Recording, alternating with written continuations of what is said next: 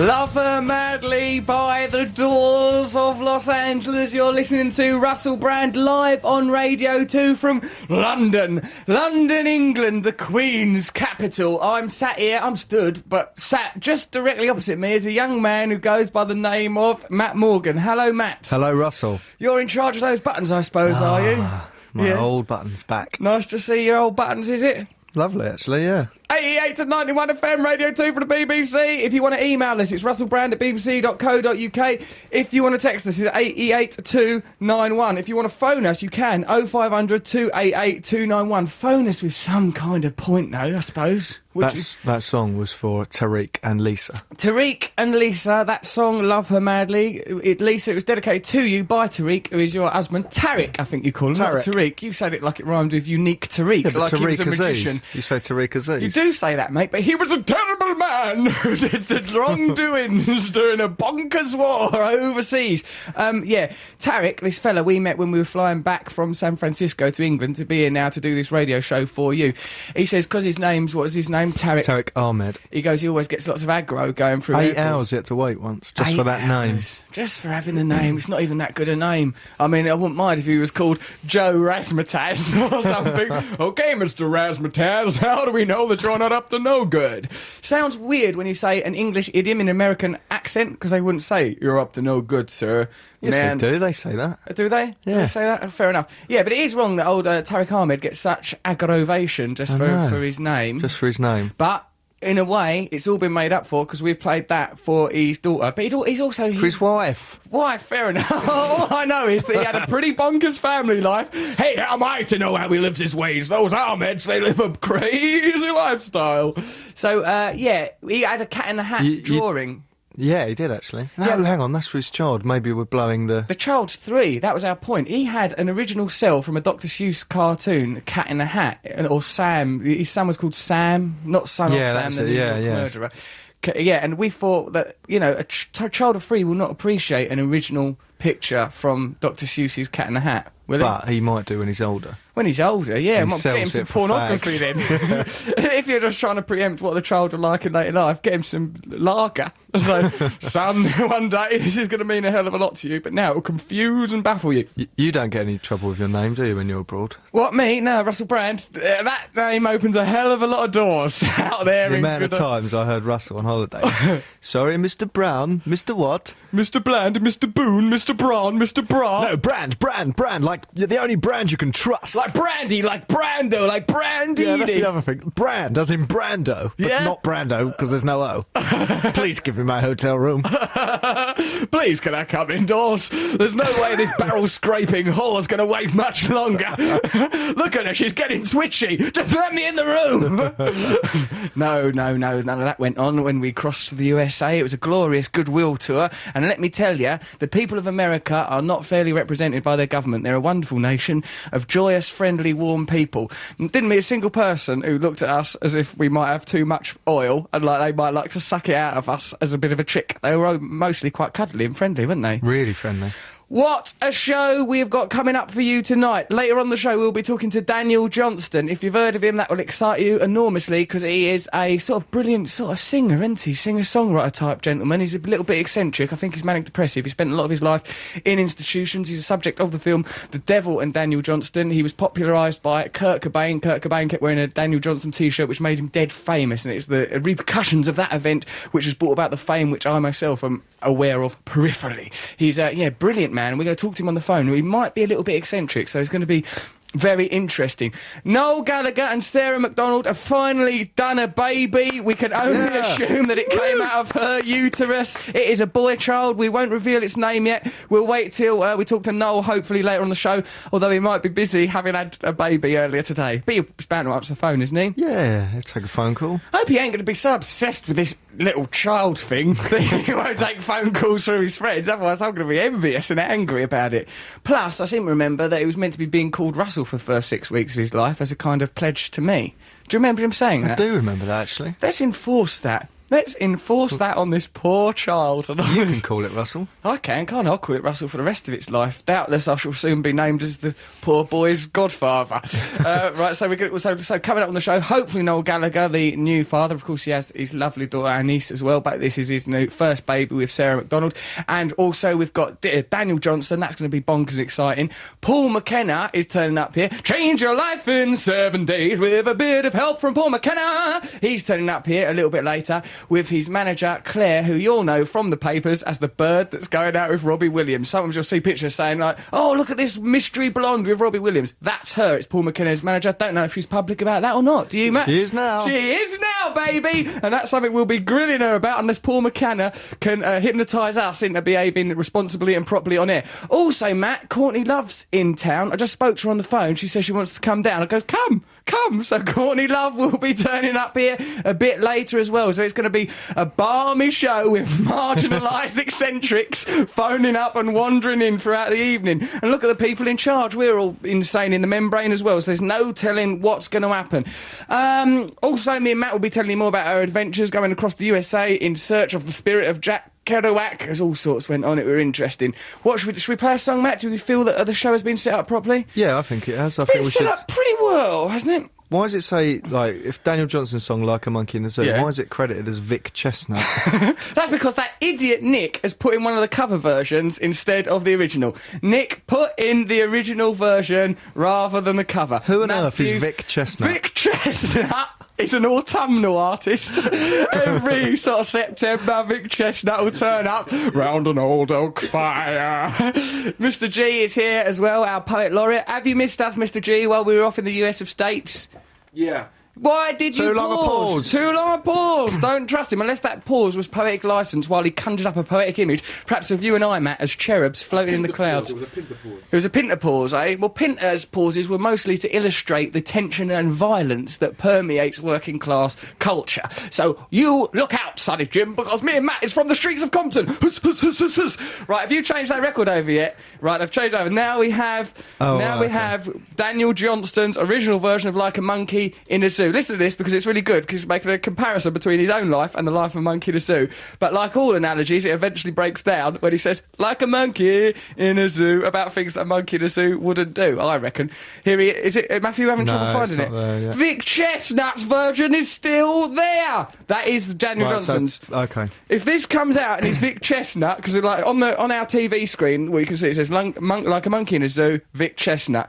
Now we're going to press this button and if it is Vic Chestnut. How are we going to punish our insomniac producer, Nick? Well, I think it has to be with chestnuts. With chestnuts and Vicks. We'll cover him in Vicks Vapor Rub and then pop chestnuts one in another on a string, conkers like, mine's a thousander, mine's a cheese car. Ah, those were the days, What was weren't all they? that about? What was that? How did we get so absorbed? Did your school do the system of if you kill one that's 100, you add get that the up, 100? yeah. So people had 200ers. Yeah, I think all that was such lies. It was all I lied about my Air in cupboards, vinegar. bake it in the oven, cover it in plutonium, take it to Fort Park for a week. None of these methods are guaranteed successes in the world of chestnuts.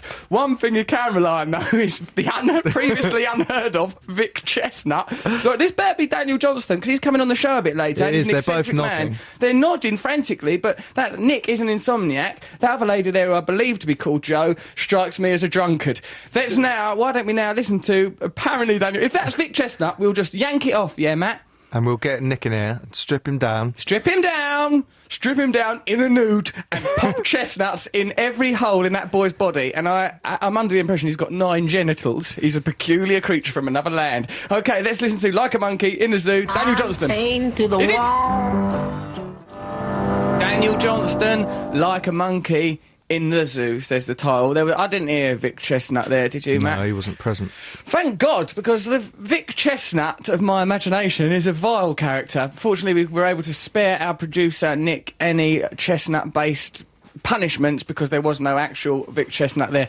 Now, if you listened to the show while we were in the US of States, you'd have heard in Boulder, Colorado last week that Matt said that my new look, which is based upon what I can only describe as spectacular cowboy boots with skull and crossbones on them, he said that I look like an Avon lady and I should be called Sandra Proudfoot. Isn't that right, Matthew? Yes, I'll stand by that. Do you? I've noticed, actually, a couple of people have seen me cowboy boots since I've been back in England and, like... Taking the mickey? Not really, but I've gone, like, this is what's happened. I go, oh, what do you think of my cowboy boots? And they sort of go, like that. Sort of like, I've not had a emphatic positive response yet. Like, even G just now goes, yeah, look at the cowboy boots, mate. What do you think of them? He went, yeah, right. And he sort of changed the subject. G, what do you think of my cowboy boots? What? Look! Oh, he's been silent. What can that mean? That's embarrassing. Right, let's see those people that are producing the show. Nick, do you like my rootin' tootin' cowboy boots? He looked down! He said, lovely. He said lovely, but then he's a person that knows that my mood is fragile. But I just saw that he dug his fingernails into his palm as he said it. He did dig him Lovely. in. Lovely. You look good.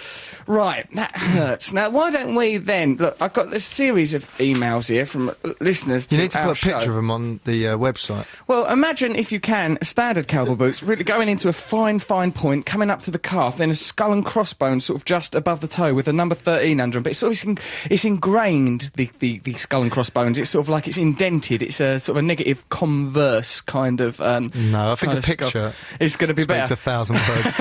And all of those words are bad taste, garbled. bad taste, bad taste. OK, well, listen to these. Are you going to stick by them, though? You're going to wear them? I'm going to try it for a while. I'm thinking, like, I've got a gig tomorrow night at the Hammersmith Apollo where I'm doing something with Mark Thomas. I'm thinking of wearing them. What do you think? Is it mad? I could see it in the tabloids. It's Sheriff Brando. Oddball comic, Russell Brand. Yeah, rootin' tootin' boots. Yeah, I wonder what sort of puns. If you can think of puns that I would be dubbed as a result of my new rootin' tootin' cowboy boots, please send them to russellbrand@bbc.co.uk or text us 88291. But your belt. The belt I have to bite every 2 days. He has to bite my belt shut because I've got this belt with these feeble links. G had to use some pliers to put that together just now on the way to the show. He's so delicate, he can't bite it himself. Just bite a tiny bit of metal together. It hurts to bite metal. Matthew, could you bite my belt shut? It's come loose. We were in a record shop in San Francisco and it fell down when I was going up the escalator. I goes, Matt, will you bite my belt shut, please, mate? Bite my belt shut, will you, mate? And he was a bit begrudging at first. I had to ask. Yeah, because it's like saying my teeth are, you know, the unknown soldier. They're just out the front, getting all smashed up on your belt. Donkeys led by lions. Is what your teeth are. Right, OK, no, shut up, though, because here isn't... Shut up, Shut up, go on, mate, shut up. This is from Emily. Hey, Russ, Matt and Mr G. I thought it was funny when Matt said Russell looked like an Avon lady, but you said you didn't think that they were actually around anymore, so I thought I'd let you know that when I was walking through town yesterday, I got stopped by an Avon lady and was offered an Avon magazine, makeup, then a job at Avon. That's really good. I got stopped by an Avon lady. Look, would you like an Avon magazine? No, I'm not interested. Makeup? No, I'm not interested. Come and work with us. You're tough. I like your style. We've got a genuine Avon. That was from Emily. We've got a genuine Avon lady on the telephone now. I don't know which one it is because I think we might have two. What's her name? Hello, love. Wendy. Wendy? Oh, hi. Wendy, are you a genuine Avon lady? I am indeed, yes. All right. I think Tell you'd us. make a lovely Avon lady, actually. What? You're a lovely Avon I think lady. you'd make a lovely Avon lady. Why? What qualities do I have other than my boots that would make me a good one? anyway. Huh? with the boots and... You think that the boots is... Tell me what qualities you have that make you a good Avon lady, Wendy. Well, and what a bloody Avon lady is, in case people don't know. Well, obviously, it's all down to the Avon brochure. The sales come from the brochure. People are seeing the adverts on the telly now. What? You've got adverts on the telly? Have you not seen them? No. All I know is when I was young, Avon lady come round the house. Avon! Other types of makeup and products. Avon are calling. Avon calling, hello. And then they sort of maybe had like a tray round their neck, like a cornetto lady. No, they didn't. They didn't? No. I thought it was like a cornetto's, but it was just lipstick. You know, like when you buy a cornetto in the cinema and they have sort of a thing around their neck and then a tray coming out of their abdomen and then a load of lipsticks and mascara. That's not what you do. Not at all now. Maybe quite a few years ago they used to carry testers around with them, but now it's all purely done from the brochure. It's just done from a brochure. The magic of Avon is gone. Absolutely. What do you wear, Wendy? Pardon? What do you wear? Oh, all the Avon products, really. I use a lot No, of I them. mean do you wear rootin' tootin' boots? Well, you know, I have been known to, now and then. Have you ever gone round someone's house thinking you were just selling Avon products, then just got swept up in a sort of a wild craze of sex appeal and end up having it off with them? no, unfortunately not.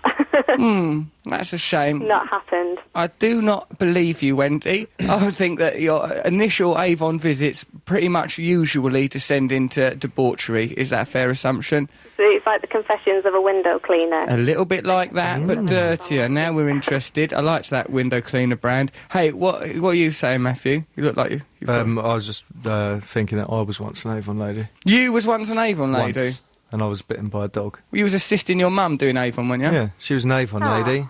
She said, go and put that through that door. I ran over with my sister. She ran away because an Alsatian was there on a chain and it bit my leg. And I seem to remember that to this day you have a powerful recollection of the sound of a chain unravelling and becoming taut. Have you ever been savage to Wendy? Oh, no, not at all. Would you like to be Wendy? It depends who by.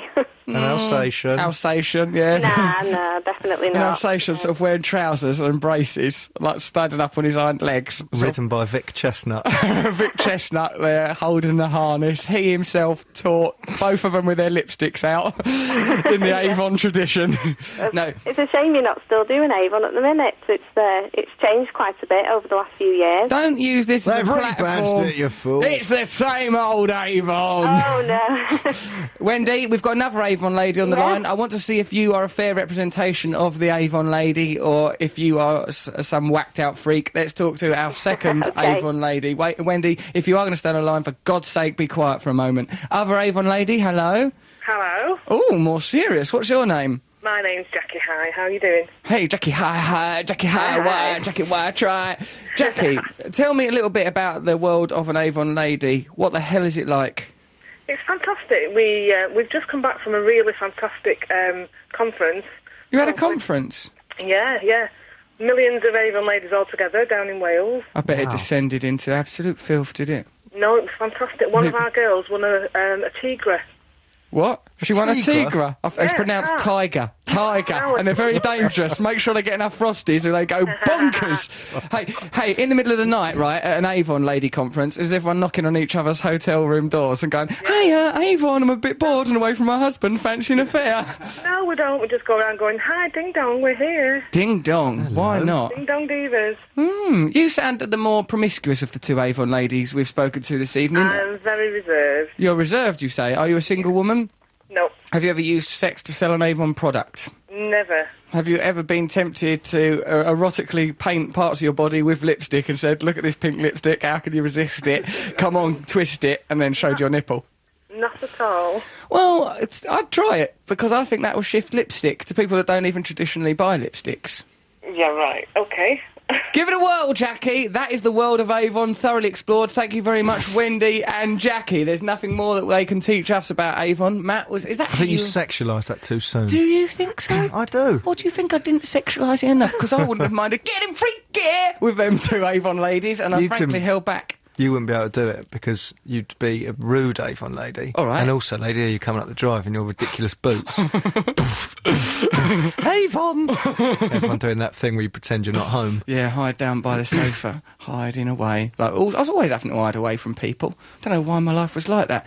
Right, do you want to listen to a record now? Yes, please. Yeah, we've examined Avon. Right, later on the show, we're going to be talking to Daniel Johnston. In fact, we're going to be talking to him in a minute, probably in the next link. Wow, I'm a bit nervous about talking to him because Why? I admire him very much. And Don't talk about sex with him too soon. Right, hold on. Well, let's practice the interview. All right, Daniel. Hello. What are you wearing? Show us your balls. OK, let's not do that. Let's listen to The Cure, shall we? Yes. Yes, listen to Boys Don't Cry. We heard a lot of The Cure in America. Yeah, they love it over They love The Cure. They and can't the get Smiths, enough. actually, on the Smiths radio. are out there, The Cure's. They're living in a time warp.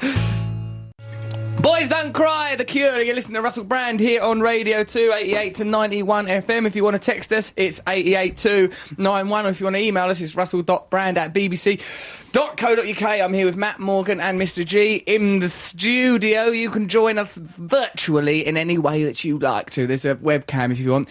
Now, if you're a regular listener to this show, you'll know that we often play the music of Daniel Johnston and speculate on the man as he is someone that intrigues us. Well, this speculation can now end because on the line we have Daniel Johnston. Daniel, hello, are you there? Hello, how you doing there? Yeah, All we're good, Daniel. We've just got back from driving across America, so we're kind of tired, but basically okay. How about you? All right.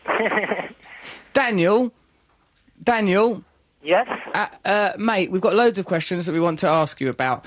Mostly it's about sort of your feelings about... OK, your career changed loads when Kurt Cobain wore that T-shirt with you on it. What are your memories of that time, Daniel? Well, when I heard about it, I had a picture of it hung on my wall for a long time. It was, really quite an event that he had my shirt, Yeah, it must have changed things. It was pretty cool. Yeah. And so are you still writing stuff and working at the moment, Daniel? Mm-hmm. You've done he still has hits these days. Huh? I hear Kurt Cobain on the radio, like every time I turn the radio on, he's still singing, so... He's still beyond the grave creating great music, Daniel. We've got Courtney Love coming in here a bit later. She's coming. She's in London at the moment. She's going to pop into the studio. Okay. Hey, Daniel, you know that song, one of my favourite songs of yours is Like a Monkey in the Zoo. We played it a little bit earlier on the show. Can you tell us a little bit what that means? Well, I've got a little bit of Hey Jude chords worked into it in between the choruses, and it sort of started from that, and I just, was thinking that, like being on a tape and singing, is kind of like a zoo, Right. Well, so as a come to see, and you're just sitting there, Yeah. So you feel a little bit like a caged monkey, do you? Sometimes. Right. Yeah, I know what you mean. Guess. Yeah, I sometimes feel like that because people are like, yeah, I like the bit people want you to do tricks for them for peanuts. That's a little bit. Right. Exactly. Daniel, I saw the film, the film about you, The Devil and Daniel Johnston. What, have you seen that now? Oh yes, of course I've seen it. Well, the thing that's obviously like that a lot of people remember from that film is that time that you were flying in a light aircraft with your dad, and you wanted to jump out of it. Why did you want to jump out of a plane? I took over the controls for a few minutes, and we crashed. Why did you do it, Daniel? Why did you take over the controls? Out of my mind. I don't know what it was. I hadn't taken my drugs or something. Right. And we were lucky to be alive. Yeah. Thankfully, my dad took over the controls at the last second, and we went between two trees, so it stopped us from crashing. God. The wings got chopped off, and so we were all right. But that was really lucky, wasn't it, Daniel? I've done some crazy things. You have, haven't you? Because what is it, like, you suffer from manic depression, But don't I've you? been trying to behave myself. It's been like about 10 years now that I've been out of the hospital. Right. And I've been trying to behave myself as much as I can because, Yeah. Well, when you take your medication, you're all right. It's only when you don't take medication. The medication I'm on now, I'm not even depressed. Really, that's good, it, isn't it? That was the main problem, was the depression, of manic depression. Like Jimi Hendrix said manic depression is a frustrated mess. Yeah. It sure can get bad, Yeah. Yeah, it must do. So, hey, Daniel, does it affect your creativity? Do you think being on drugs for manic depression... I think so. Van Gogh was manic depressive, Yeah. He certainly was creative and suffered a lot. Yeah, before I had the medication, I would get depressed for as long as 3 years. Wow, that must have been... Not be able to get out of it. And, I'd have short times, like adrenaline, like I'd be real happy and it would last not too long, That's the manic phase of it, but... Yeah, the mania phases of manic depression can be quite good fun, as long as you don't hurt yourself, right? You feel upbeat. That's true. Yeah, but you're probably on quite a manic phase when you mistook yourself for a qualified pilot and snatched the controls from your dad. Yeah. So there is a downside to it. It's not all fun being a creative genius. Hey, personally, I really love your work, and I like, it just seems extraordinary to me. What I like about it is some of the, the self-produced stuff that's very innocent and uncluttered. Have you got any plans to work and do more high production type stuff, or will you continue to work in the way that you always have done? Mm-hmm. Yeah, we're doing some new recordings now. We're trying to get a lot better of a sound, in some real studios. We recorded in New York not too long ago, and we're going to do some more sessions here in the next couple of weeks, and so we're having a lot of fun, Daniel, thank you. It's so lovely of you to come on our show. Hopefully, if you ever come to England, will you come and meet us, Daniel, if you come to London?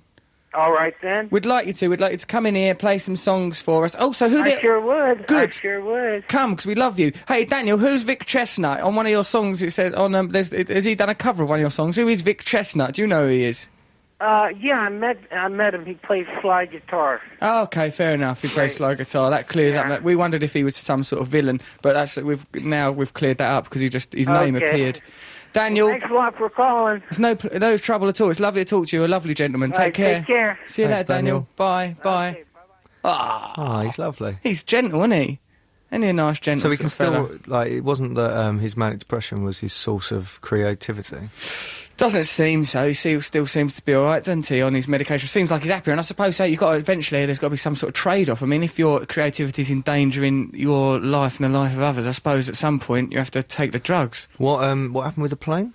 Well, the way it was rendered in the documentary, which where they had interviews with his parents, his dad spoke on camera and said that Daniel had been reading. He really loves Casper the Friendly Ghost, and he was reading a comic of Casper the Friendly Ghost in which Casper jumped out of an aeroplane with a parachute, which I don't know why he would do because he's a ghost. Why would a ghost? He's already died once, isn't he, Casper? So why does he need a parachute? Plus, ghosts typically they can fly. They don't have any mass, so why would he need a parachute? You're focusing on the wrong details. No, I think you'll find that this was the problem, is the paradoxes inherent in the character of Casper. So anyway, Daniel had just read that, then he got on a light aircraft with his dad to fly back after a very successful gig that he did, and he thought that, that he would like to jump. He goes, oh, come on, Dad, let's jump out of the airplane like Casper. His dad goes, no, we're not like Casper, Daniel, pack it in. And that's when, as Daniel himself just said, he grabbed the controls, tried to be in charge of the airplane. So that's why that happened. It's good how he talked to it. He was very flippant about, oh, yeah, I was out of my mind. Daniel Johnston there. Ah, bless his heart. OK, so later on the show we have got Paul McKenna. He'll come in here and bend our minds right up all nice. Paul McKenna, he claims he can get you to quit smoking. He claims he can get you thinner. He makes a lot of claims, doesn't he, Paul McKenna? Hello, I'm Paul McKenna. We've been out this evening. We've had a lovely meal. You enjoyed the dessert, particularly the banter was twinkling. His claim about fear of flying? What, he can cure your fear of flying. Get drunk. Really drunk. That's what I do. Yeah, he did say that. You have trouble talking to women. Get drunk. Really drunk. That's what I do. Oh, you worry about getting into fights. Get drunk. Really drunk. Break the bottle. Use it as a weapon. Paul McKenna's advice is basically... Is that why there's a load of booze lined up I bought some booze for McKenna, because, loosen him up a bit, because he can be quite professional at first, but once we get him, sloshed, loosen old McKenna up, we'll be all over him like a rash. Let's get right hold of him. So we're going to listen to Nirvana now, Matt. Yeah, Daniel mentioned them. He mentioned them, didn't he? So, it gives the show a nice through line to listen to him. Here's Nirvana. They hung him on a cross. Nirvana, they hung him on a cross, and you can see there how he would be an affiliate, a friend, an admirer of Daniel Johnston with that much more acoustic, looser style of recording what he done then. Here's some emails. Cowboy boots are great. I have some lovely red ones. Jen, Edinburgh. Female. Russ in boots. Love Danielle in Sheffield. Your boots sound really cool. I got some, then realised that Noel Fielding has some exactly the same. They are cool. Ha ha ha. Love the show. Jess. Well, fair enough, thanks, Jess. I've just looked up Vic Chestnut on Google, and he's a 42-year-old quadriplegic from Jacksonville and not a nasty man. Frampton, Doncaster. Fair enough. Why didn't Daniel Johnston mention that? Or perhaps it ain't the same Vic Chestnut, because he said slide guitar player. Quadriplegic means that you can't move any of your limbs, doesn't it? Well, that's not his musical skill. I know that, but I'm saying, how's he going to play a guitar if he can't move any of his limbs? If I'm looking at it... Slide a chin? All right. But how's he going to hold the fretboard? No, it's out of order. Come on. Stop thinking about it. We need more information. We need more information. Give us more information on that. 88291. Find out about it. Well, Vic, he just said he's just there's obviously more than one person called Vic Chestnut. Probably there's hundreds of them. No, because he said he'd done a cover of your song. It's bound to be him.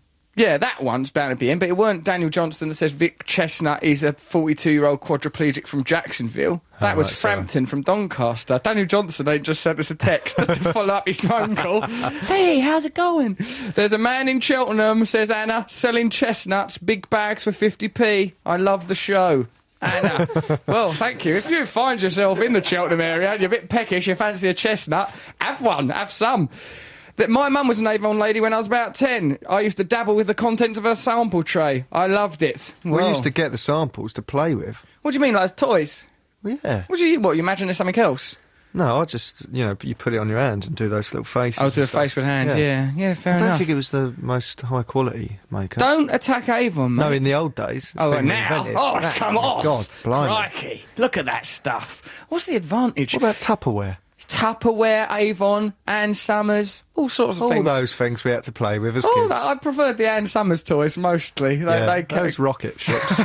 those lovely rocket ships, those With those little stinking engines oils. they had.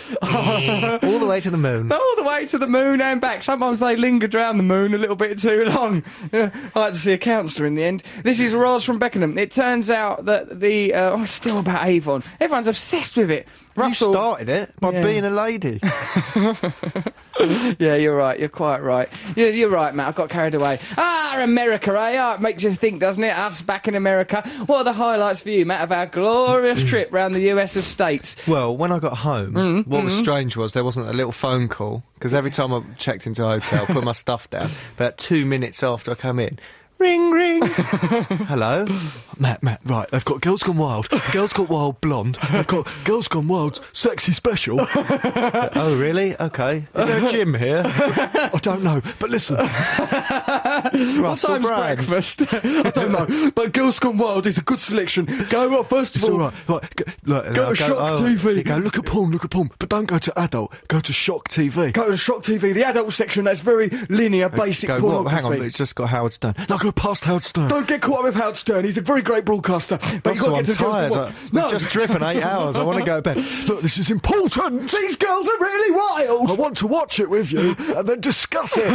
Look how wild that girl's gone. She's gone so wild. She's literally feral. She's got no respect for society's conventions. Girls Gone Wild, Matt, in my mind, is some of the It greatest... changed your life. Yes, very much. It's since the Dogma movement from Scandinavia, it's the most important cinematic movement in my mind. Because what I like is, normal pornography, you put the pornography on, you know there's going to be sex because it's bow, bow, bow, and everyone, oh, hello, I'm a plumber, yeah. The context is about the inevitability of sex. Geez, miming a slide guitar, as played by Vic Chestnut.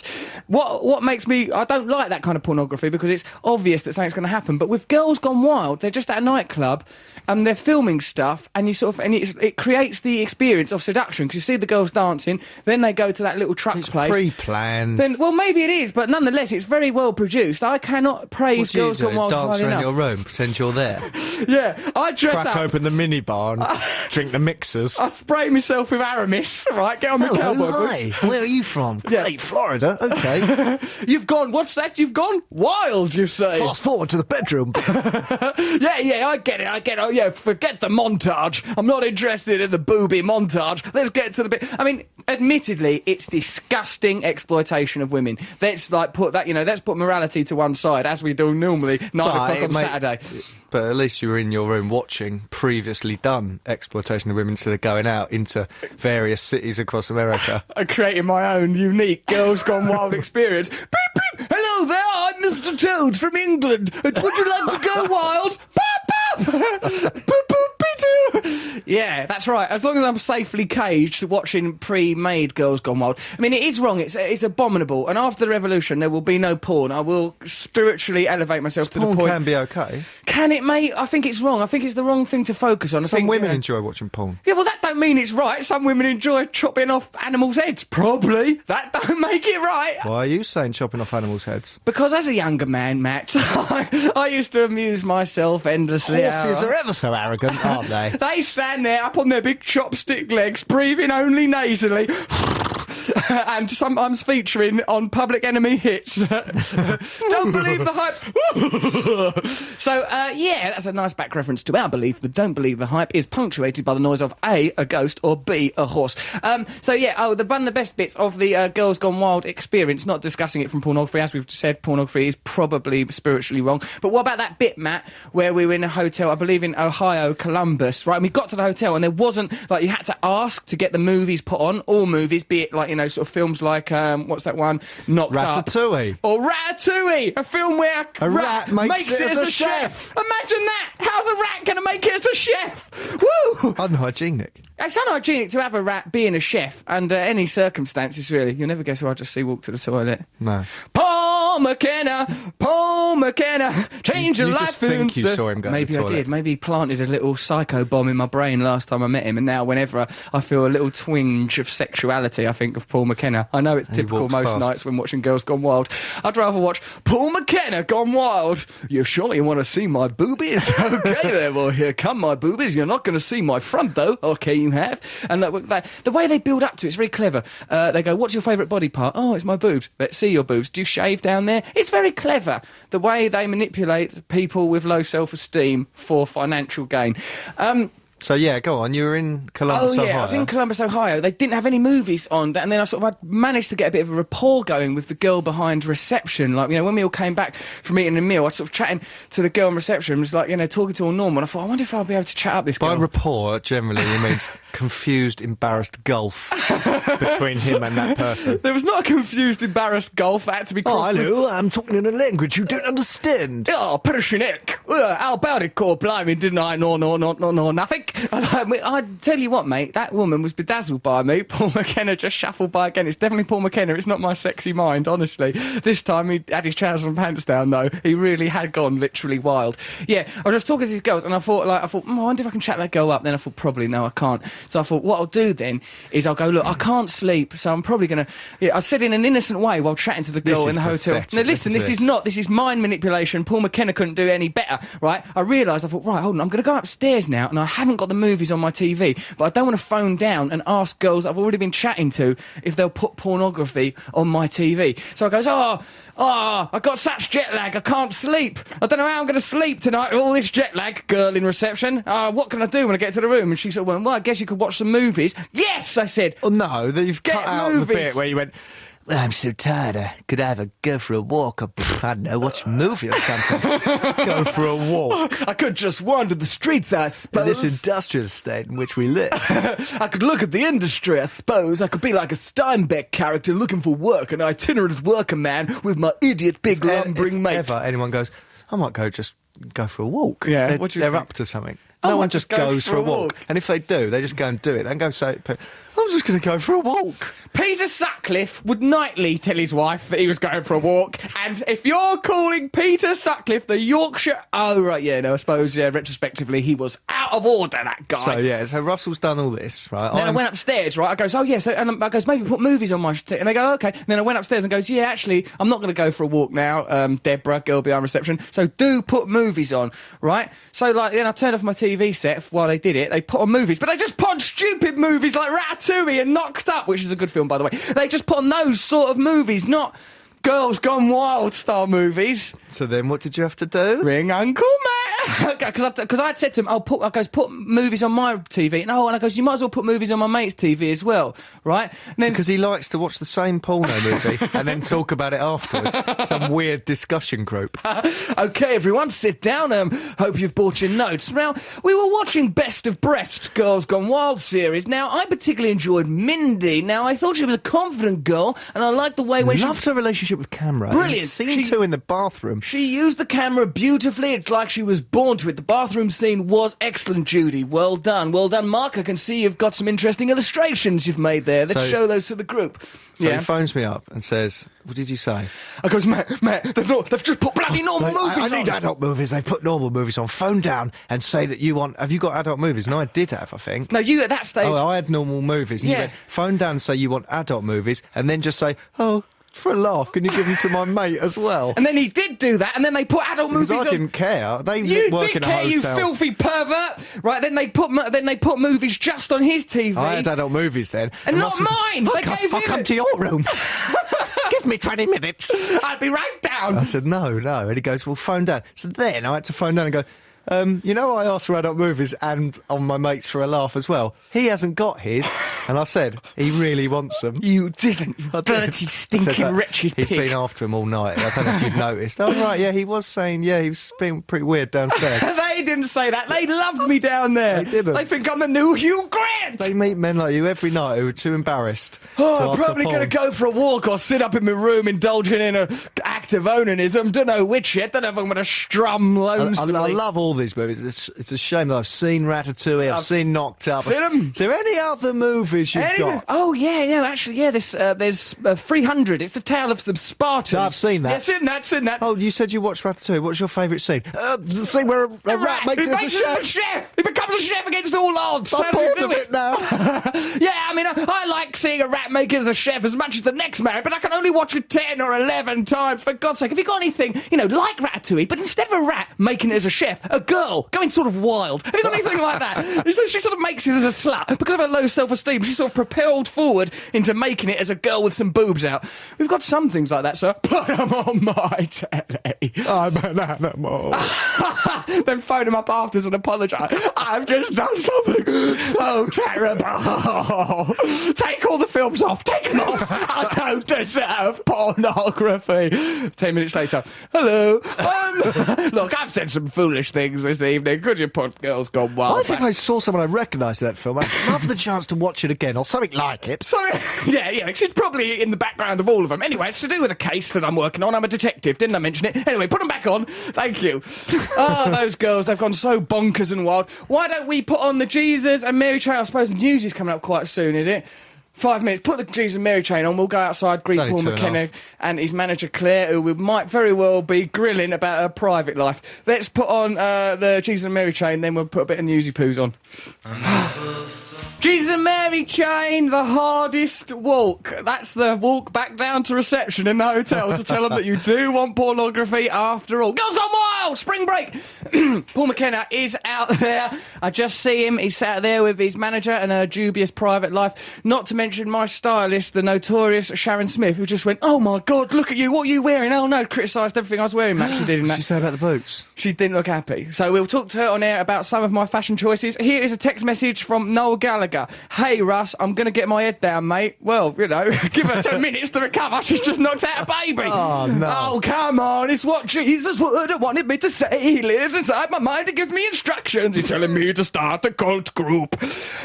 Get me head down, mate. Been up since 4:30 this morning, and yet the baby wasn't born till 7:15. What was he doing for the 2 hours prior to that? Probably something loathsome.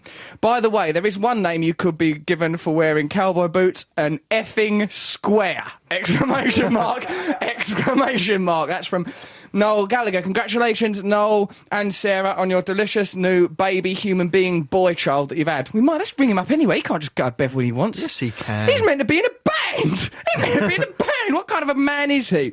Hold on, I've got some text messages here. I have a pet rat who is a cordon bleu chef. They make very good chefs, says Kieran in Devon. You idiot, Kieran. Get off the drugs. Do they have Avon ladies in America, I wonder? They do, Lucy, yes. Hello, Russell. How do you know that?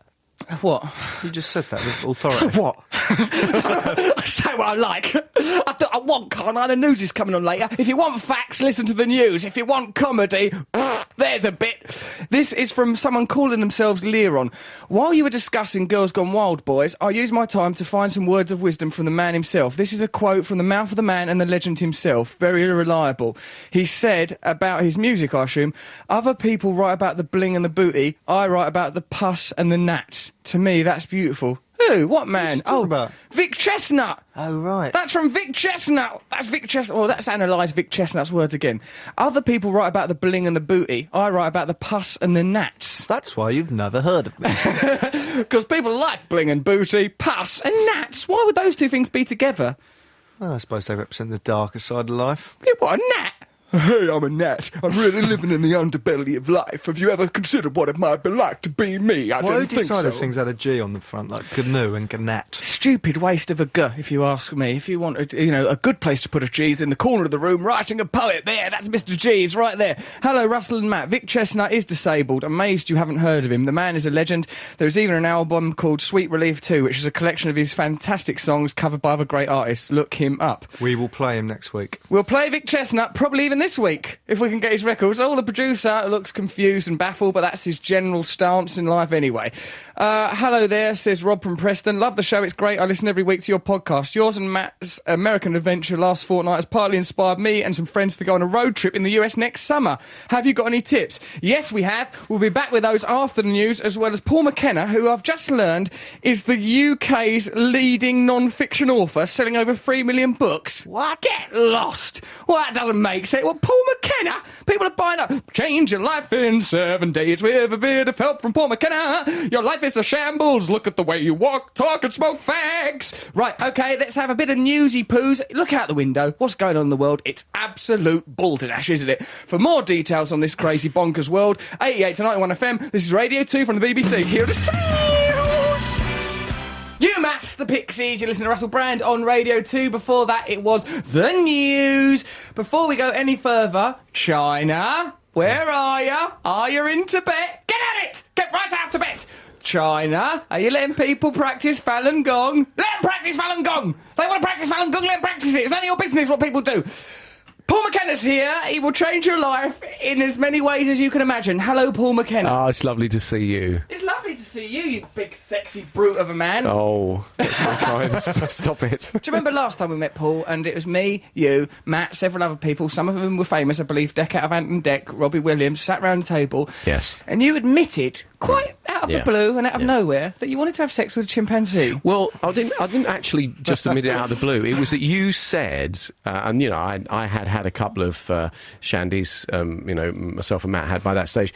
You said if you were going to have sex with an animal, which one would it be? I then said, well, if I had to, it would be a monkey, provided it looked like Helen Bonham Carter in Planet of the Apes. Yeah. But then, of course, you mentioned this at length on your show. I get people ringing me, asking me what my monkey fetish is, and then actually it got worse because I remember you texted me and said, you know, leave the monkeys alone or something like that, and have actually continued this. In fact, I don't know if I can say the full extent of what was said in those texts because we were live on the air. But a lot of those monkeys didn't even consent. The Daniel Johnston song "Like a Monkey in a Zoo" to Paul McKenna is a description of pornography, whereas to most of us it is the entertainer's condition as a puppet.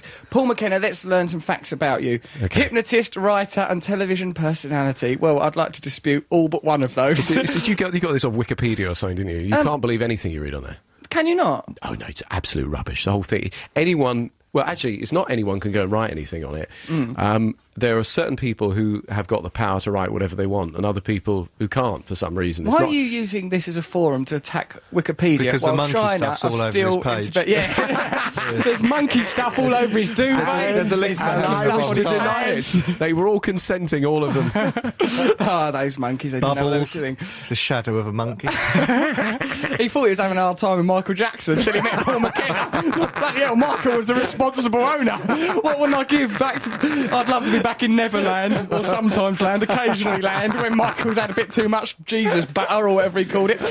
At 15, Paul McKenna worked as a DJ in Topshop, which is bizarre because it's a clothes shop and doesn't require a DJ.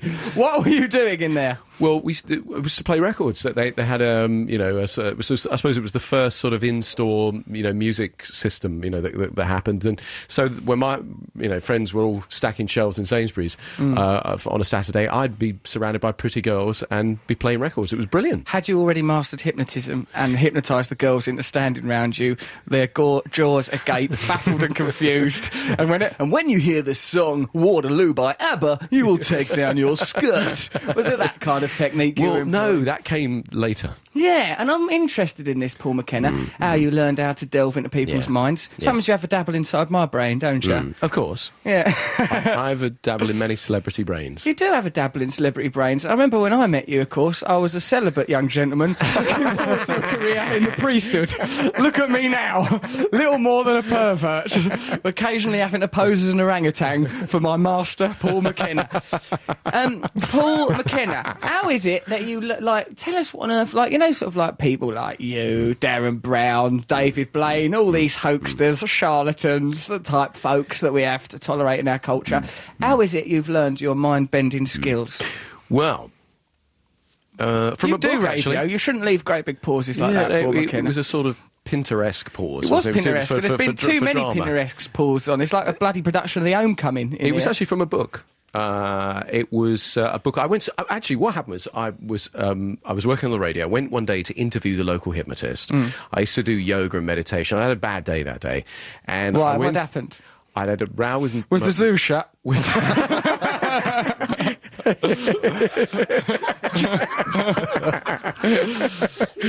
I may have to reveal the full extent of the texts that you then sent regarding the monkeys, which was so bad. Here we come. I had a bad day. I had a row with my girlfriend. I remember this day well, actually. I had a row with my boss at the radio station. The people in the apartment next door to me were making a racket. So I was tired and agitated.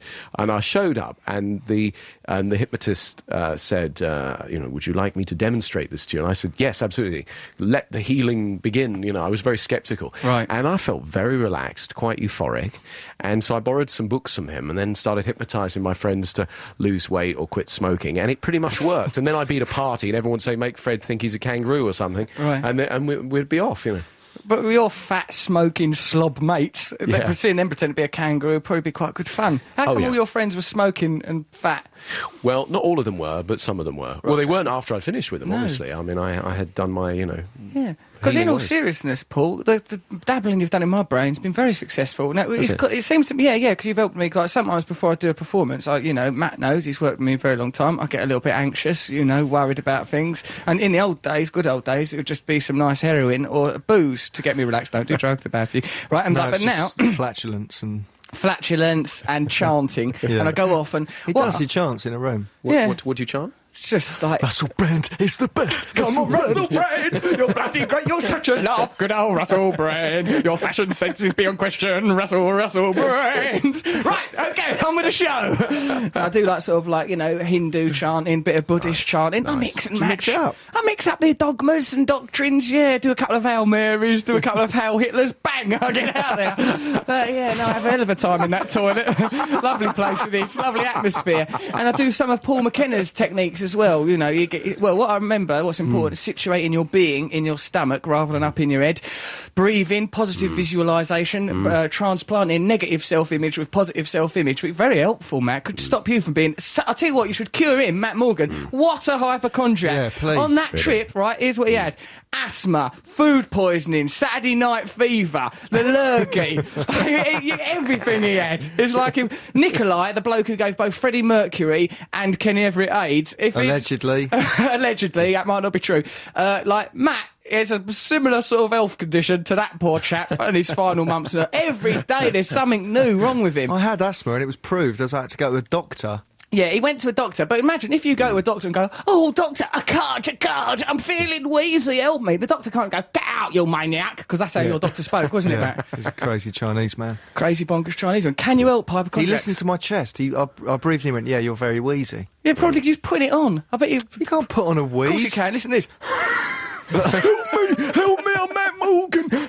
I'm in San Francisco, it's full of hills. I'm really nice to you when you have a migraine. Because they're actual illnesses, not made-up phantom pregnancies. How does anyone know that? No one can see inside your head. No, they can't, and Apart that's from why Paul. I'm so lonely. Look inside, Paul, look inside. Take away the loneliness. How can you help hypochondriacs like Matt? Actually, you can, yeah. It's...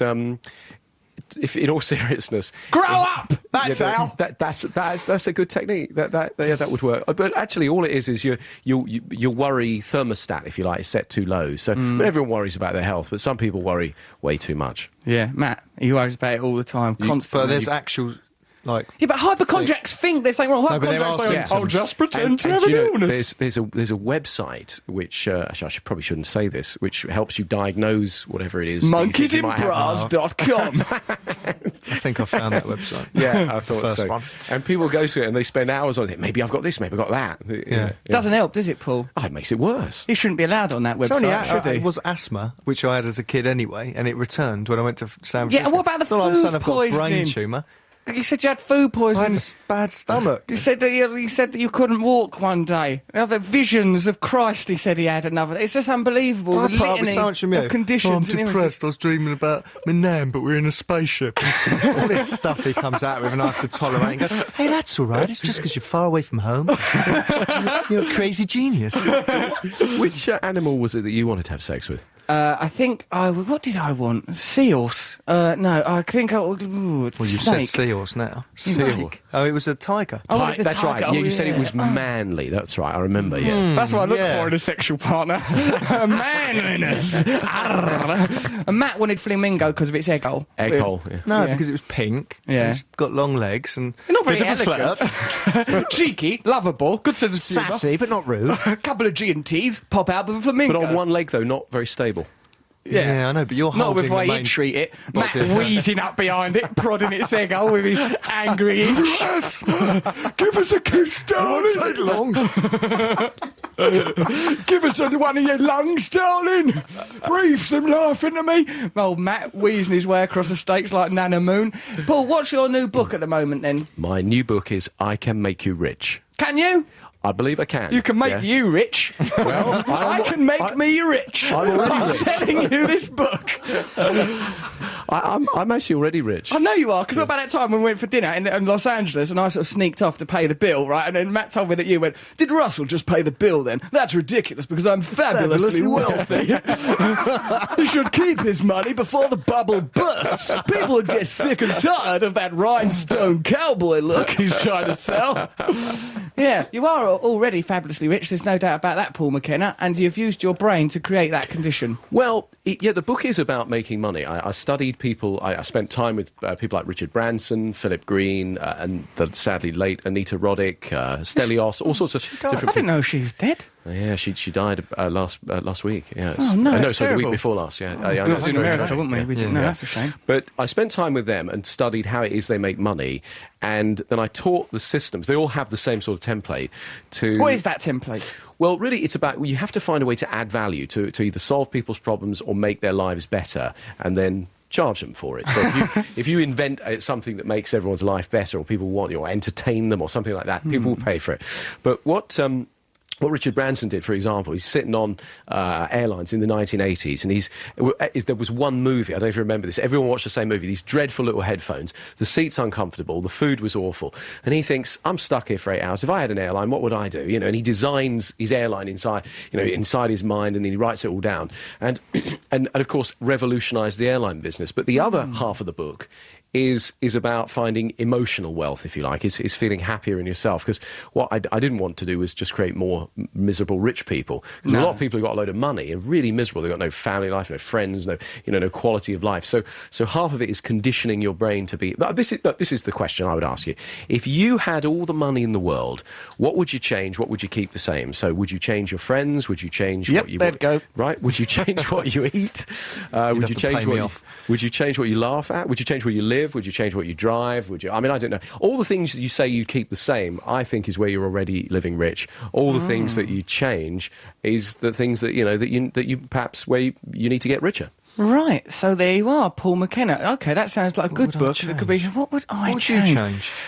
Well, there'd be a lovely, glorious revolution. I'd get all that money, I'd burn it, then I'd set up a super... I'd have tigers, but with no teeth or claws. Lovely, sexy little tigers with 3 or 4 genitals all up and down their back like a stegosaurus with vaginas instead of spines. Oh, that'd be gorgeous creatures they But were. manly. Manly, still butch, yeah. I put them in cowboy boots. Hello, sailor, I'll teach them how to talk. Tiger's gone wild. Tiger's gone wild. Are you a tiger with low self-esteem? Do you shave down there? They're great. Oh, them tigers, they've gone absolutely crackers. What would I change? Well, no, ultimately, Paul, my ambitions lay in the world of starting a cult, forming Soviets all over the world, building an egalitarian society. He's glazed over. I'm going to sell my house. I don't believe in wealth anymore. I'm going to sell my house and buy some common land. Like this. I'm going to start... Common land, he's heard that something, doesn't know what it means. It's a bit like where the Wombles live. It's essentially what that is. It's a lovely place. Buy some common land.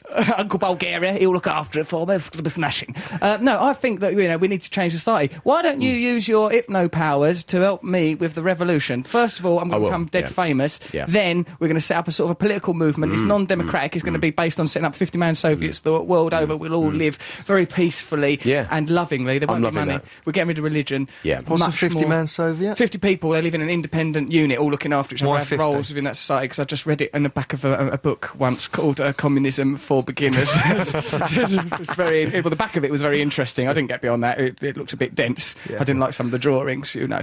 So, OK, well, you can help with the revolution. Thank you, Yes, Paul McKenna. I'm happy. I'm here. I'm basically here for the revolution. Thank you. I'm glad you've turned up. It's lovely to have you. Now, stay with us, Paul McKenna. Okay. Are you going to... we listen to Run DMC? Well, why not? Why not listen to Run DMC? I've got no problem. Oh, before we go, Sharon Smith, what do you think of my new cowboy boots? Speak loud. They're not good. What? They're not good. They're really wrong. What's wrong with my cowboy It's boots? all wrong. I can't believe you're wearing them really lovely jeans that I got you with that dodgy belt and those boots. Don't you cry about my boot. You don't know about style. Made his own decisions. It's like he's come from his mum's dressing up box. And I've got these buttons as well. Look at that. I'm wearing this fox fur. I look fantabulous. Right, OK, let's listen to Run DMC. We'll have more from lovely Paul McKenna, and Courtney Love is going to turn up here any moment. Excellent. Let's see how many mad people we can fit into this show. Now, Peter, That's a trail there for Mark Lamar's show on Radio 2. You should listen to that. It's ever so good. He knows his music, doesn't he, Mark Lamar? Does, yeah. Yeah, he seems like he's a very nice man. Now, listen to this. It's about a sexy ghost. Who wants to listen to a story about a sexy ghost? Who doesn't want to listen to a story about... Nick, what are you doing stalking around here? Nick, our producer, who's an insomniac. Hey, can you help him with his insomnia, Paul? Yeah. Can you really? What's the insomnia? His sleep thermometer's too high up. Is it to do with sleep thermometers? No, it's not a sleep thermometer. It Guilt. could be any number of things. But Guilt. Do you know what actually sorts it out? Everyone gets sleep disruption. Do you know what actually? There's one little thing. That, Girls Gone Wild helps. Booze. That booze, definitely. But also, actually, no, it doesn't. In the short term, it does. Do you know what it is? Get up half an hour earlier than your normal waking time, and it sort of resets your body clock, is what the researchers have found. Why don't you try that, Nick? It's what the researchers have found. What are Yeah. you defying the researchers for? What's wrong with you? That's worth a shot. I'll give that a go. He's going to give it a try. He is the son of a preacher man. Are you the son of a preacher man? He's guilty about God or something. That's why he can't sleep. He's laying awake. He spends all night strumming away, onanism. He feels guilty because of Jesus. He thinks about Jesus. He reads the book of Revelations and he interferes with himself. Guilt, guilt, guilt. Keeping him awake. So, here, your manager, Claire, used to be your wife. No, Now, not wife. You just... fiance. She used to be your fiancée, then you realise I'm not marrying her. She's a right pain in the arse. In the nick of time, might I add. She's an attractive woman. She often Yes. features in the tabloids these days. Yes, she has been recently. Does that sicken you? No. Because she's been going out with Robbie Williams and things like that. I couldn't possibly comment Perhaps on they're just her friends. private life. Because you know Robbie Williams. There's one thing that defines Robin Williams. It's having female friends. Robin Williams. Robbie. No. Oh, yeah, him. Him with the hairy arms. I love that guy. He's bonkers. He's so simian, he wouldn't be safe around Paul McKenna. Courtney Love is at the door. My God, look at this show. Come in, Courtney. Come in, dear. Doesn't she look thin? She's looking fabulous. Courtney, you look so thin. Hey, Courtney. That's the sound of Courtney Love walking in the room. She's walking up to... They're kissing each other in an LA way on both cheeks. The other half ended up well. Just having a normal chat, even though we're doing a radio show. They're forgetting you, the listener, but I'll never forget you. I live only for you, the listeners. But she's just chatting away. She's got no respect for the radio show. She's out of her right. Courtney! Hi, Russell. I love you. I love you. Is that your response? You look ever so well. Oh, thanks. But you stink of fags. Quit smoking. Why didn't you talk to Paul McKenna about it? I actually brought my band if you want us to play a song later. But Paul I actually bought my band. You said that as if it's a handbag. Would you just bring your... my bands. What have they got instruments? One's got a waist about this big and boobs like this. Bring her in. It's a he. Bring in this vulnerable hermaphrodite. Oh, she's hardly vulnerable. She's not You're vulnerable. alive. Okay. Oh, God. All right. Well, I like a challenge. Let's try it. Paul, can you hypnotise me into being genuinely confident around women before this woman comes I don't here? think you need any more confidence. You're right. Bloody confidence. It's a prison. Should I leave and let you... No, stay. please. Courtney, come in and join him at the show. What are you doing in England? buying a house You're buying a house, are in you? St. John's Wood, I think. Oh, that's nice. You look really well. Why do you look so damn thin? Well, he hypnotized me Paul McKenna hypnotised you. into putting my fork down. Right. Remember all Half an hour. Yeah, that's right. It was a Put your fork down half an hour couple of earlier. years ago, Stop yeah. scooping up great wads of butter. Yeah, pretty much. And Really? cinnamon buns and I can't swear, right? No, And don't swear. It's stuff. live radio, BBC And Radio stuff. 2, the Queen's radio Well, station. the guy downstairs didn't know who I was, so I used a very bad curse word as my last name. You used a bad curse word. Yeah, you'll What see. letter did it begin with? F. Corny F. Yeah. And everyone in my band used the Patricia and Mick. Who are you pointing at? Matt, G, who it was? And Oh, Pat oh, right, you just put F words. F. Right, okay, I get the system now. You put a load of swear words all over Well, our the sign guy in didn't know book. who I was, and that's why we're half an hour late. Courtney is an English African type gentleman. He is not under any obligation to worship the music of Hull and your more recent records. You're very lucky that he didn't elbow you in the guts and kick you out. You're totally right. You're so damn I was being thin. arrogant. I was being arrogant. Arrogance is a sin. Get Paul McKenna to hypnotise you out of smoking and arrogance. Not arrogant, but I was a little unhappy. Okay, fair enough. Right, so let's try and get some control over this show because we've got a mind-bending Paul McKenna in here. We've got Courtney Love in here. It's a circus, is what's essentially going on, and I've got to establish some control. So you're not over. Oh, is this the one with the tiny waist and the big boobs coming in now? She's nice, isn't she? What's her name? Come in, you. What's her name? Patricia. Oh yeah, Patricia. That's Micko. Patricia and Mick. Hello there. How nice to meet you. I'm Russell. That's Matt Morgan. That's Paul McKenna. He will hypnotise you into. Also, Paul, I need you to hypnotise Patricia in a minute into making bad life choices. That's just one of the things I'm going to need you to do. Okay, let's listen to Pretty Vacant by the Sex Pistols and then we'll establish some control in here. Okay, here they are, the Sex Pistols. Pretty Vacant, the Sex Pistols. Listen to Russell Brand on Radio 2. That insane burbling you can hear is, of course, Courtney Love. You all right, darling? Yes, yeah. You're looking ever so thin and that. Why are you so... Are you thin because Paul McKenna's hypno-thinned you? Yeah, it was latent, but it happened. The thinness was within you, but Paul McKenna was required to lure it out of you. It took about a year and a half after the fact. It does make you look very well. I'm typically quite against thinness. What about... My position on thinness is don't bother being thin. Yeah, you told me when I was really fat that I looked good, and I didn't. It's because I like boobs and bottoms. Really? I mean, still got boobs. Yeah, absolutely. I still have boobs. I'm sure you've got a bottom as well. No, the bottom's You've got rid of that? going away. Well, that's going to be difficult in a defecation situation. Well, no, that part's not going away. I mean, the can you say ass? Well, you just have done, and Her Majesty the Queen has probably just keeled over. The buttock doesn't lift up quite That's as more like well. it. Now listen, we will interview you in a sensible fashion if the mood takes us, but for now let's talk about a sex-mad ghost scares Zanzibaris. Fear has struck residents of the Zanzibar Islands after rumours of the re-emergence of a sexually voracious ghost that attacks people while they sleep in their beds at night. Many Zanzibaris are now refusing to sleep in their houses as they believe it only preys on people in the comfort of their beds. The ghost or genie goes by the name of Popo Boa, and people believe that it sodomises its victims, most of whom are men. There's a ghost going around Zanzibar sodomising men. What? Well, this is what it says. This is the BBC website, mate.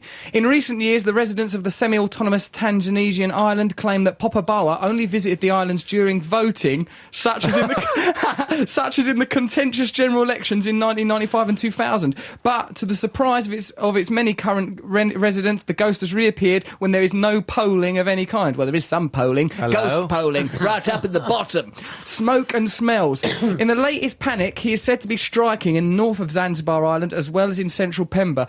People claim his presence in a house is revealed by an acrid smell and a puff of smoke. It's just some sort of trick to make people vote. I think McKenna might be behind this. I think McKenna, have you been on holiday in Zanzibar?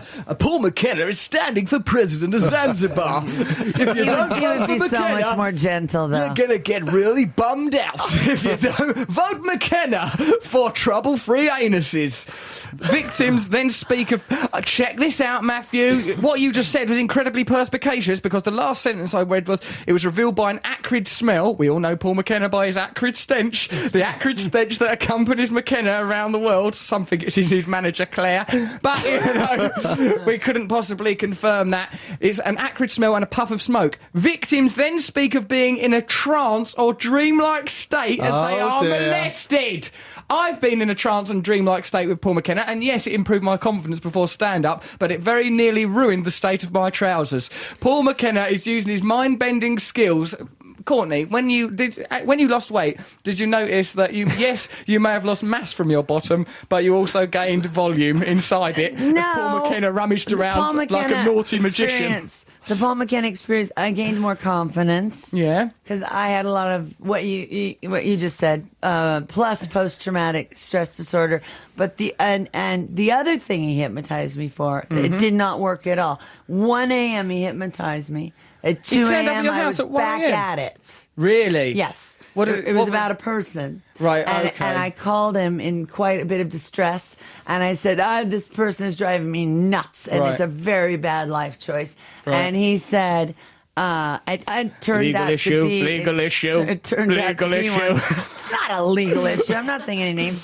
And then I hung up. He gave you a great session. It was about This 1 is in Paul the McKenna morning. gave you Yeah, a great Mr. session at Great 1 in the session. morning. In his ghost did he, sheet. 1 in the Did he morning. make you wear a monkey suit at any point during that session? I think I might have changed into one, but he couldn't see me. It was the phone. I think maybe that's why it didn't work. Yeah, sometimes Paul McKenna will make you smother yourself in banana-scented fluids before hypnotising you. No, but once You I are a had naughty to, little monkey. I had to stand in the mirror and I had to pretend I was somebody I really admired. Who did you use? Was it me? I'm never telling. Was it What? you? Does it pretend to be me? It's really one of my deepest secrets. Let's assume it's me, yeah? Let's assume for the Close. record that it's a Close. bit close to me. It can only be me or Jesus then. So, okay, Ghost Raper Paul McKenna's story adventures in Zanzibar continue. So the story goes that if they do not reveal what's happened, then Popo Boa will strike. Popo Boa even sounds a bit like Paul McKenna. Paul McKenna! Paul McKenna! He come in the night! Paul McKenna come in the night. He tried to make us think and grow rich. He tried to make me quit smoking. Abundance. Ouch. Courtney just mimed the villagers of Zanzibar being bummed by Paul McKenna. There it is. You only get that on the Russell Brand Show live on Radio 2. Courtney, love. No, it doesn't hurt when you get used to it. Pop Courtney! The Queen listens to this. I would like to apologise. I see the word testicles right there. Yeah, well, we've all seen the word testicles. We don't mention it on the Queen's favourite radio station, love. We don't do that. Her Majesty's probably listening. Ouch. Oh, it's okay now. God, I don't know. You're meant to be an Anglophile. Look at the way you're treating this great country. A previous ghost known for attacking children was reported to have terrorised the islands for 6 months. What is all these ghosts? It's a crazy way to run a country, isn't it? Blaming ghosts for everything. I don't know. It's absolutely ridiculous. OK, Matthew Morgan. Well, hey, you'll be interested in this. So we travelled across America. I know you did the on the road 50 years anniversary thing. That's exactly what we did. Traced the journeys of Cassidy and Kerouac across America. You're more American than me. I'm too much of a pussy to ever have done that. She means that in a, I don't know, like a Wussy. cat. Wussy. Wussy. A wussy. She's Meow. Wussy, there we are. She's Wussy. one of the least offensive guests. McKenna. Yeah, Wussy. You've gone too far He's now. hypnotising. That man. How was it? Motels, hotels, Holiday Inns? Yes, it very much was like that Snoop Dogg lyric. We went to motels, hotels, and, you know, we stayed in a motel in a place called Winnemucca in Nevada. That was quite good, wasn't it? Smelled like, but the person who Stuffed ran... animals. Is prostitution legal there? Well, I don't know, but I hope so, the way we carried on. Lots of places in Nevada, they have legal brothels. They did. It was actually. Yeah, 'cause we we went to past the the cat house. We went in that cat house for a bit. With nothing happened there. We just got a matchbox. God, it was depressing. Oh, it was depressing. Yeah, I Because know, I have a legalised friend who went. prostitution, it's It depressing. is. All I have a prostitution. friend that went to the cat house, and then she went to the Cherry Patch Ranch. What do you mean? Who is and this friend? Valley of the Dolls. What was she doing? It was before she was in a band that had a moment here in England, and then they're disbanded now.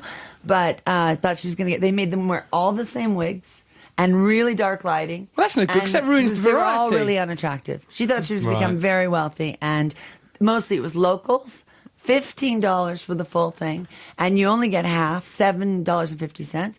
And out of that half, you have to pay for This the friend, condom, Courtney, which is who $5. Seems to be working a there. lot of No, you end up making 50 cents, literally. Yeah. And if you refuse it, another girl gets it for $30, which then you owe her. No, I don't like the sound of that. That sounds awful. it's depressing. Our motel in Winnemucca, it was run by this sort of bloke called Jim, who looked a bit like the walrus boss out of Danger Mouse, if you remember him. And we went in there, and there was lots of stuffed animals and birds adorning the walls, which, you know, if you've got a motel, don't have potent symbology from the film Psycho, because that will unsettle you. Right. Taxidermied animals all round there. Oh. When we went in the bedroom, Matt put a chair up against the door because he thought that someone was going to burst in. I'm buying a taxidermied animal as a piece of art, actually. This girl, Pauline Morgan, do you know who she is? No. No. She has already dead animals that have already died. Well, I should hope And she so. puts little Taxiderming dresses a on. living No, they're animal would be cool. really out of order. It's kind of cool. And she puts an antique jar over it, like a chick in a dress in a matchbox, and she puts a bell jar over it. Wow. Kind of beautiful. It sounds to me like a bonkers surrealist vision. She is a chick she's- in a dress she's in a bell little jar. Bonkers, she is. She's really pretty too. Pretty eccentric. Polly Morgan's her name. It's a Okay. Hurstian, but more feminine. Okay, thank you very much. There's a bit of art critique there from the lovely Courtney Love. Yeah, well, my advice is don't sleep in motels. The sheets smell unusual, didn't they, Matt? Cigarettes and sweat. Cigarettes and I sweat know, I was like the everywhere. high end too much. I stay on the tour bus. You stay on the tour bus? Yeah. Yeah, Because well, I have a good thread count. On my Have you got any? thread. Are you doing anything over here or any records Buying or a tours? house, mixing a record. Yeah. Gonna go to Paris for Fashion Week. Okay. Because I'm kissing a lot of fashion butt. Why are you Went doing to that? Ball the other day. Why are you kissing fashion butt for? Because lots of reasons. Some that are Machiavellian that I don't want to tell them, but Scheming temptress. scheming stuff. And then also, I blew my fashion cred By? with the whole disaster. Was there a disaster? There were What two. did you do? You don't go on One about was it. a dude thing that was weird, and then one was me going to court a lot Right, and yeah. looking horrific. You look nice now, though. Well, yeah, I look great now. You're in great shape. Now, listen, right, you're going to do a song here with your band who when, you bought. when you're done with Paul. I Yeah, didn't right. mean to interrupt Well, you. that's all right. It's okay. It's very nice. I'm Paul feeling very McKenna's. polite and funny. You're lovely, don't you? Don't condemn I yourself. mean, usually I can keep up with you. You're like, lovely. You're doing very well. We had a moment. nice, sensible chat. Don't put yourself under pressure, Courtney. For heaven's sake, you're lovely. It's nice to have you. Go and set up with your band. We'll play a record. Then we'll get. Can I just say one thing? Go on. About Russell. The head of Universal saw the dailies for the film he's in Oh, I know. and said he's knocking it out of the park. No, that was what Edward Norton, the actor, said. He was Hello. knocking it out of the park. And that what he American just fame. said to me, that she thought he'd be intimidated by the situation because it's quite a big deal. Not with and his he ego. obviously No. wasn't, and he was the best thing in it and stealing Wow. every scene. Not my words. The words of Courtney Donna Love. Langley, actually. She And read off a piece of paper, Matt. headed testicles. No, I'm not blowing smoke. I thought you'd get nervous. Thank you very much. I'm There gonna it leave is. now. All right. Okay, I'm out. well done, Courtney. Well done. There she is, off the cuff, Courtney Love there, reporting back from Universal. You better enjoy me in this country while you can. Let me know. Set up with your bloody band, Soon. woman. Need you soon. We're going to close the show. We're going to close the show for us. We've got Mr. G coming up with some poetry. We'll get Paul McKenna back in here, but now we are going to listen to a little band called The Smiths with a little song called The Boy with the Phone in his side. Don't swear. I said side. She said Fair side. enough. Side's a sort of swear word. Depends where you put your winnie. That's the most professional thing you've ever done. Matt did a countdown there. You're showing off to Paul McKenna. Well, you know. That was the Smiths boy before. 10, 9, 8. When you wake up. We're on air. Yeah, don't do a countdown round here. In a minute, we'll all be skinny as rakes. We won't be able to touch a fag for love nor money. That was, of course, the Smiths. Boy with a thorn in his side. Thank you very much for your emails and texts and everything. We didn't have much time because it's been such an eventful show. Daniel Johnston's been in here. Courtney Love's been in here. Paul McKenna's been in here. We've had little text messages off Noel Gallagher, who's done a baby. My stylist Sharon Smith gesturing to herself, wanting to be included in that list, even though she's busied herself mostly by bothering in recovery Courtney Love about having a drink. The famous ex-heroin and crack addict Courtney Love. Don't you read papers, woman? I've got some water. What are you going to offer her next? A copy of Knowing Me, Knowing You by Alan Partridge? What's wrong with you? For God's sake, show some sensitivity. It's Courtney Love. She's one of the finest performers this country's ever known. And she's American. Should we get her in here? Paul, thank you for coming back and being in here It's with my us. pleasure. It's lovely to see you, mate. It's a good show, isn't it? It's a lot of good fun. It's a cracking show, this is. We have a right laugh in here. What did you say, that we should be the breakfast show on Radio 1? Well, I said it sounds... my parents listen to Radio 2, and yet this sounds more like a Radio 1 show than a Radio 2 show to me. I don't wish to be, controversial. Radio 2 is a broad church, and I suppose, It is. we've got the delightful Terry Wogan, we've got the wonderful Jonathan Ross, Chris Evans, Mark Lamar, some very brilliant broadcasters, but then there's us. We're wild, we're kind of crazy, we're on the edge. As Matt Morgan likes to say, online, on digital, on the edge of a tantrum, it's the Russell Brand Show. Here is an email from Jake. He says, the reason Matthew gets actual illnesses is because hypochondriacs think they are ill, and your mind controls your entire body and everything you do. Therefore, if you think you're ill, you'll become ill. If you tell a hypochondriac they've contracted an illness like meningitis, they'll start developing symptoms. From Jake, aged 15. Oh, look at him. He's more aware than Matt Morgan about the problems of hypochondria. Well, I'm going to be hypnotised out of it soon. So. That'd be good. And actually, I might need some hypnotism because I've got some big Okay. things coming up. Yeah, We've got a yeah. new TV show starting Right. on Channel 4 called Ponderland with my autobiography, My Bookie Wookie's coming out soon. The films are coming out soon. Films that, independent witnesses like Courtney Love have described as good, I believe were her So why words. do you need to be hypnotised? Because I might have to be more famous in America, and I'll have to be ready. And you'll have to cope with all the pressure of that. The won't pressure! you? Yeah. The bloody pressure, People don't Paul. realise that, do they? You know? People don't realise If the pressure's greater, the more famous you become, the greater the pressure. The greater the He pressure. loves it. I ain't not. I tell you something. I don't like I'll not tell you, being the pressure famous. was, him having to watch hotel porn. Instead of being able to go out and have the real thing wherever he went. How dare you? Get Courtney Love. Courtney, come back in here. It's weird. We're using radio to communicate with people. It's really good. Courtney, come back in and bring your band because Courtney is going to do a song now. You all right, darling? Paul, can you tell me why Here she comes. that didn't work? Sorry, what didn't work? Don't talk about that on here, you maniac. Oh, She's yeah. actually well, mad. isn't she? sometimes over the phone, it's not quite right. We have to do it in We're person. listening to a genuine Did you conversation notice how now. bad that went, Shouldn't be though? you. Yeah, I noticed. It's Yeah. Paul It was McKenna a and Courtney bad Love situation. discussing their private lives on your radio. We are live on air. 88 to 91 FM Yeah, News Radio 2. Russell, can I say Yes, Courtney. something? You've put some lipstick on, notice, to do the song. Well, you have a camera on me. You didn't tell me. Oh, that. yeah, sorry, we didn't realise that. That's people filming for our Jack Kerouac documentary. That will be on Awesome. BBC So I'm gonna Two get cut in anyway. November. He won't cut you. You're good, but say something about Jack Kerouac and they'll Jack leave you. Kerouac, on the road. Don't use that. That's probably enough. But no, you know, English never complain, never explain. Yeah, that's Okay, Queen Mum used to that's- say I'm that. not Never English. complain, never explain. Never What explain. happened? I'm not English. F you. So can I complain very, very quickly and Yeah. explain to you? Don't say anything weird. No, I'm not going to do anything weird. I'm not going to curse. I'm not going to mention any comedians' names. Uh-oh. Nothing like that. The one, and I'm not even going to dignify the tabloid it is, there's one that's been on my boob. What's been on your boob? One of the tabloids. Okay. The red tops. Yeah. And they printed a picture the other night, and they put herpes sores on my mouth. Don't blame I'm- the tabloids for that, Courtney. Okay, no. Oh, I don't- no, You've looked they lovely. You've not actually got herpes sores. photoshopped herpes sores on my mouth. That's out of And order. then they said that I I'm don't going like it out when they with Pete cut around my Doherty. No, hair. I'm dating Pete Doherty, Oh, who you're not. I've never met in my life. That's And terrible. then Morris and Kate would both kick my ass, kick my butt. I'm sorry. Who for would that. the other one? Who? Moss and who? Moss and Lisa Morris. Obviously, and I need that in Teaming my up life. to do a tag team attack. I mean, I need that guy in my life. Like, I'd help him. He's probably a lovely in young rehab. man. I'm sure he's a lovely man.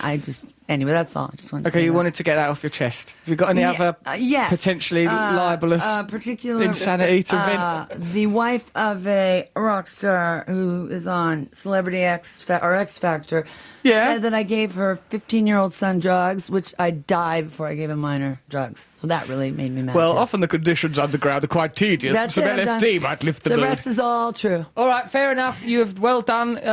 Well done. I right, had to get it off my chest. Cleared your Sorry. name. You've cleared your my name. You've cleared your mind. You've put our show in jeopardy. Oh. Perhaps you'd like to do some patch through a fake phone call to get the BBC into more trouble No, with can jeopardy. I just sing? I should just not talk ever.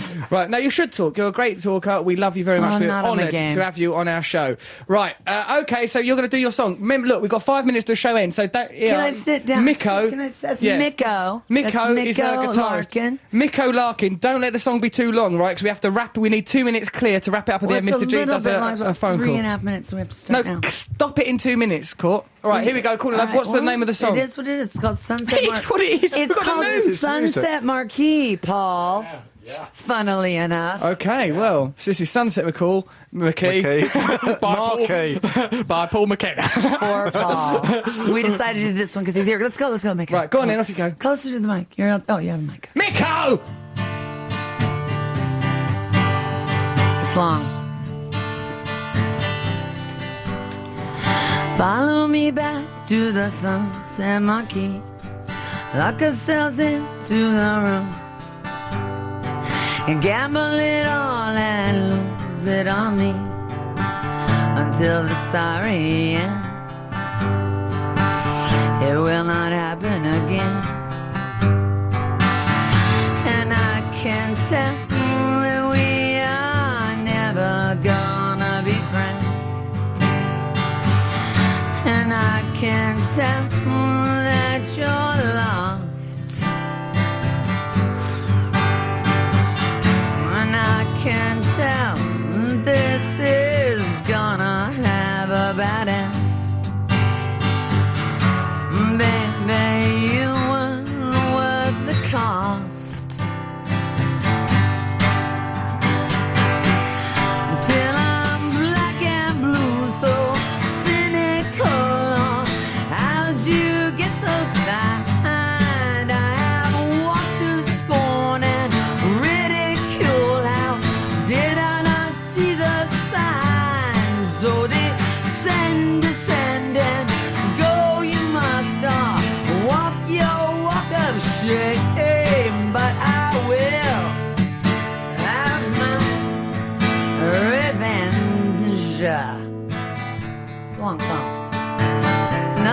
First, you can stop now. Truncate it. Face down in front of the sunset marquee. We'll truncate it. You are the closest to God. You can do all the things that no one believes. People like us do. One more chorus round. They haven't got a clue. And I can tell that you have come to burn me down. And I am at your feet in ashes. And this will end in tears with all lost and unfound. It's just a story you can cash in. And no one knows where we go. And I know that you don't care. But you are the overseer of the depths of my despair. And it's glorious and dead. And I know that you are there. You're the unfortunate. You're the depth of my despair.